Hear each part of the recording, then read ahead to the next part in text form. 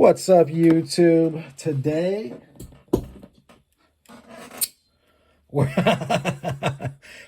looking at a buck knife. Sorry, I flubbed the intro, but we're gonna keep it moving. Today we're looking at a buck knife, and it's a good one. You're gonna want to stick around. This is another unboxing, so I'm trying not to dox myself while I show you cool stuff. So this is the special black Phenolic handle aluminum straight clip 3V blade. Very nice. Very, very nice. It doesn't show the price on this. This was like $160 after tax. Which sounds like a lot probably to a lay person, but to a knife person, you're not even hearing the price because this is a truly limited edition thing. I also did not have a buck 119 until right now, and I have a special sheath here waiting for it. Ready to receive this goodness. Sometimes I really want to get my evangelical pastor on and start yelling. I guess they didn't yell that often. Maybe that was Pentecost. I don't know. No idea what I grew up as something. So this is distressed. This is suede. This is actually really, really nice. Is it made in Mexico? No, this says proudly made in the USA. Wow, I didn't even need to get this. Okay. But, I mean, this is nice, but this is pretty badass too. Let's see if the sheath fits. Oh yeah, that's pretty nice. That is pretty nice right there. This is really nice though. Had I known it was this nice, this is, what is that kind of leather where the outside is soft? Hang on, let me see. Because oftentimes they'll hide the Made in Mexico stickers down in there because they're sneaky. Buck is one of the best makers out there. Their forever warranty is just beyond any type of competition. This thing is super heavy duty. Obviously, it's bigger, and it is just more badass. Cost me $50 from this guy, and you can find him at leathershark@outlook.com. leathershark@outlook.com. Also, he's on eBay, but I forget the name. Just go to the email. Shoot him an email. So yeah, this is it. This is the knife. We're going to move the sheaths out of the way. I don't mind having an extra sheath for a 119 laying around. You know, you could also use this for a lot of other things. This is really well done. This is better than the other sheaths I've seen from Buck that are made in Mexico. I do believe this was made in the U.S., or else I'm just being outright lied to. But that, you know, I don't think Buck would lie to me. I really don't. Under 8 ounces. All right. I don't know if I'm going to keep or sell this. I'm just being 100% upfront with my audience. I paid money for this, though. No one at Buck gives out freebies. Buck doesn't have to do that. That is really more the sign of a business that's trying to get their name out. Jack Wolfline. But yeah, this is the good stuff. 3V Boss Heat Treat. Whoa.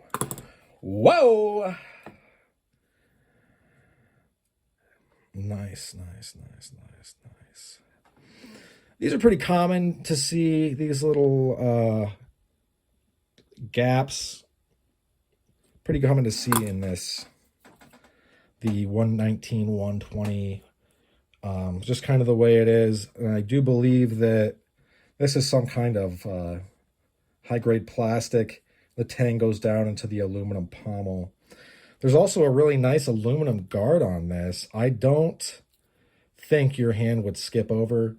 It's not quite as big as the 124. I'm hoping Please, baby Jesus. I'm hoping that they do the Buck 124 and 3V, or, you know, some other knife steel that's new and just super cool. Funny story. I don't know how funny it's going to be to the guy that does the Bark River knives, but I was going to get into Bark River knives, and then Buck started doing the Buck of the Month thing. This was January, right? I've had the Magna Cut 110 on the channel just a few weeks ago. I do plan on trying to get every single one of these. If I miss, I guess I won't, because the secondary prices are like, whoa. But yeah, let's take a look.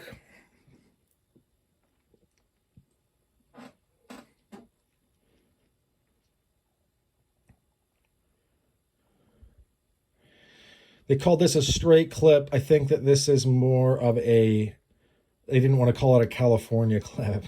That's funny. I don't blame them, honestly, though. California knife laws are a real bear. And this is a choil. This is not a finger thing.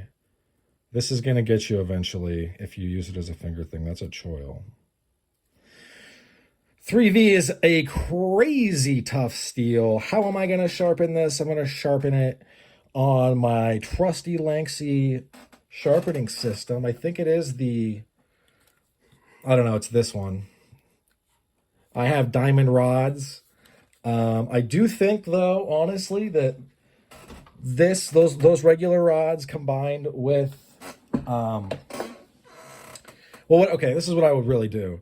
If it was totally not dull, I would hit it with the diamond rods for maybe a couple strokes, hit it with this strop to smooth out those ridges a little bit, and then go to the high grit or the low grit rods that you just saw, and then move into the fine ceramic rods, and then move to the strop. I have a paddle strop. This is how I would do it. Am I telling you to do it that way? I don't know. I don't know what you should do. You should do whatever you feel like. But I do think one of the reasons that people are like, I sharpened this for hours and it didn't get anywhere, is because they're not as good as they think they are on the stones. And then they end up getting frustrated and things aren't working. And, you know, then it turns into like this self-defeating negative feedback loop. Because you really shouldn't be sharpening anything for 2 hours. That's crazy talk. And kind of like, you know, your arms are going to get tired. Your form is breaking down. I'm pretty good on the rods. So I won't be buying a bunch of diamond plates. Yeah, I'm just not going to do it. And if it does take me a little bit longer than normal to, you know, get this sharp, so be it. I saw a funny comment from someone that the best way to sharpen 3V is to get a 12-pack, and by the time you finished it, and you're sharpening the whole time, of course, the knife is sharp. Whether or not that's accurate or just kind of funny, I don't think it's meant to be, you know, like gospel. But wow, guys, wow, ay caramba, as the kids say, as Bart Simpson would say. Could this be an instrument of thrust? I think it could. I think this could be an instrument of thrust. Look at that chamferding. Look at that swedge, guys. Wow. Wow. I'm a big buck guy. I don't have like all the bucks. I honestly only have a couple 110s. But I've owned a couple throughout the years, and they are great pieces of equipment. They are sturdy. And their forever warranty is, like I said, out of sight. It's out of sight. It's out of this world. And not only that, but if I were to drop this tip down, and break it off, I send it in, and for a small amount of money, they put a new blade on it for me. And that is for a couple reasons they do that. One, they want to be the best. They want to be the absolute best in America, an American made. I feel like besides GEC, they are, to be honest. I mean, they're definitely competing with Bark River at this point, as they just edged them out of my collection. And also, it keeps me from buying from a competitor. One, when I break this, I don't replace it with a competitor's knife. I send it in. I get it back maybe 3, 4, 5, 6 months later, but still, I have other, obviously, look at the channel. I have many knives. I would be sad if I broke. I'd be pissed, but I mean, I would send it in. So yeah, and it comes with the usual stuff, a bunch of packaging, messages from the Buck family. I mean, you've seen all this stuff elsewhere. Feel free to stop and read this.